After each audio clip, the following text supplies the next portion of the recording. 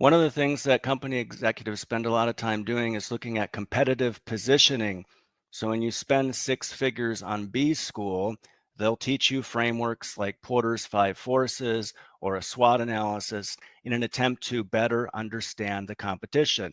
Now, when you fail to understand the threats that are out there, you lose your way very quickly. A good example of that would be Hewlett Packard. Now, this house that you see here and the slogans attached to it, this is actually a garage that Hewlett Packard was born out of. And I worked at Hewlett Packard around the time that Carly Fiorina came on board. And I remember walking down the hallways and seeing these posters up everywhere.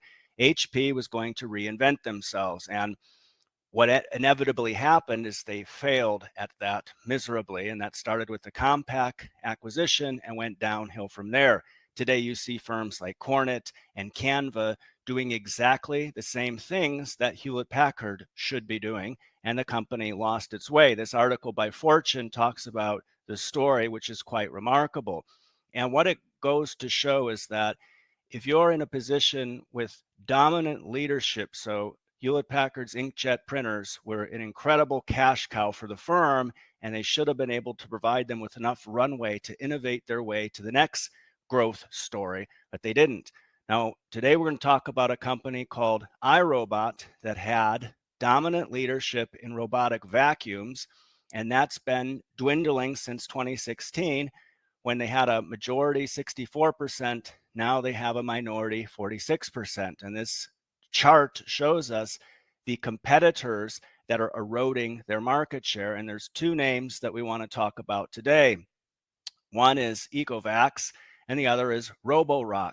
These are two Chinese firms that are innovating their way into the robotic vacuum market and stealing market share from iRobot. Here we've taken each of these companies' market share and plotted it over the past 4 years. You can see that Ecovacs is steadily gaining market share, while Roborock, a relative newcomer, is really starting to make some progress when it comes to taking money out of iRobot's pockets. And the reason that they're able to do that is because they're innovating. And the Roborock S7 is seen here alongside the Ecovacs T9. This was taken from an article by an Australian firm that does nothing but write about robotic vacuums, interestingly enough. And their article talked about the technological advancements being made by these two Chinese firms. So we would come across a lot of people saying things like, well, I would never buy a vacuum from a Chinese firm that copied American innovation. Well, that's not the case here.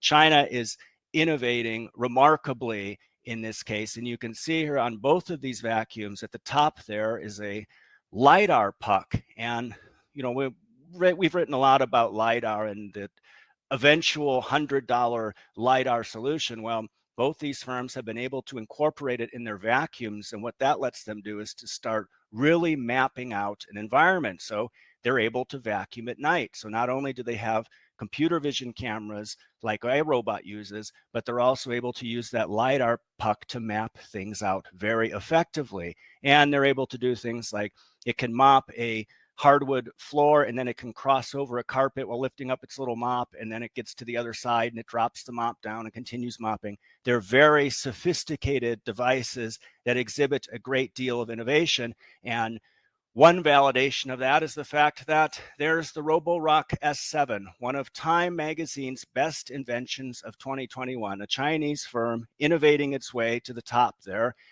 In 2018, the firm that you would have seen in that place would have been iRobot. So they were featured as a best innovation in 2018, and now it's the Roborock S7. And there's a lot of, they say, very customers that are champions of the product, and that's helping to sell. So every time you have a customer that tells all their friends about the great new product they just bought, that's less marketing money that you need to spend. That means that your operation can be more profitable. Now, you may think, as we did, just how much money is there to be made selling $1,300 vacuums? Well, according to iRobot, and this diagram was taken from them, there's about a $22 billion market in robotic vacuums. And let's say that a great deal of that has already been captured. Well, the appeal of this is being able to sell customers other things once you're vacuuming their floors. So that's the strategy iRobot's taken. They sell that vacuum through retail channels. Once they get consumers using it, they have a direct relationship to the consumer. They start selling them consumables.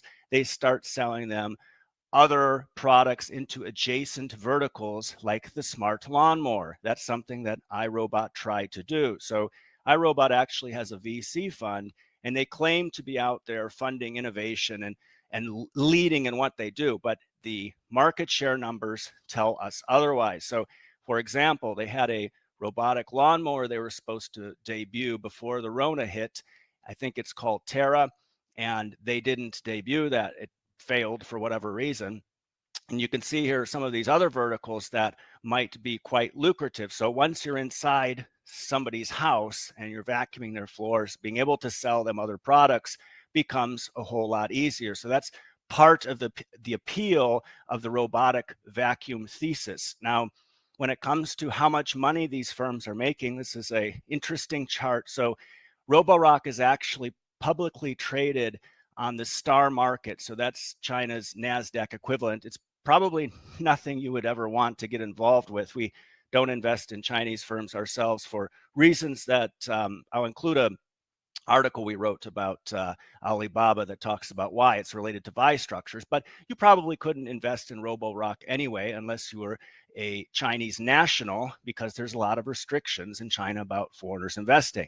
Be that as it may, this is a breakdown of the revenue between these two companies, which we were able to take from Roborock's published financials, since they're a publicly traded firm. Look how fast that revenue is growing compared to iRobot. So certainly iRobot is steadily growing revenues over time. That's great to see. We love to see that cadence, that consistent cadence over time. But you could see that Roborock has very quickly moved to capture about more than half of the revenues that iRobot currently brings in. And not only that, but they're able to do it very profitably. So here you can see that iRobot's profitability last year fell off a cliff, and that's not good. Now is not the time to be going to the markets to try to raise capital, whether that's by selling your depressed shares or by trying to get a debt package that's favorable.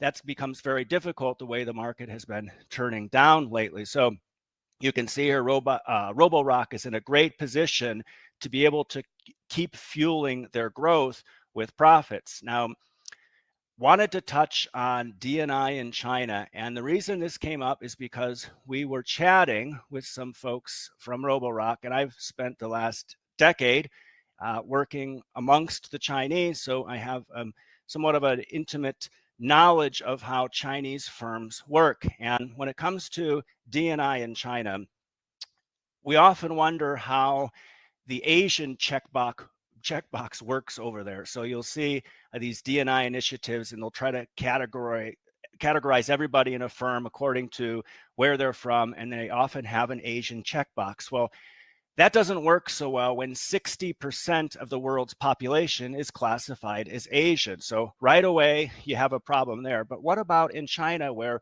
the majority of firms that you encounter have nothing but Chinese working for them? Is a firm that checks the Asian box 100% good or bad?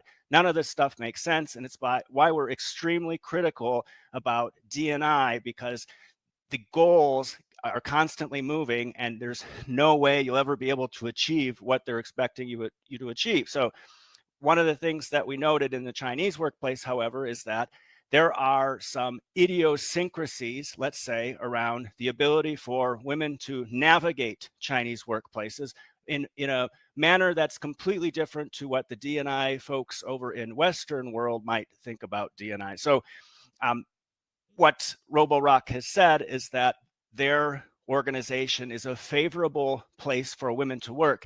And our knowledge of how Chinese firms operate, that's a very good thing. And one of the reasons for that is that Chinese women are, they say, they have a lot to bring to the table. So 2/3 of the global 130 women billionaires are Chinese. So that goes to show how, if they're not given the opportunities to excel in the workplace, then they'll go do their own thing. And the other thing Roborock made a point to talk about is that they're not a 996 culture. And in Chinese workplaces, That term 996 is actually a schedule adopted by some Chinese firms, and it means 9 a.m.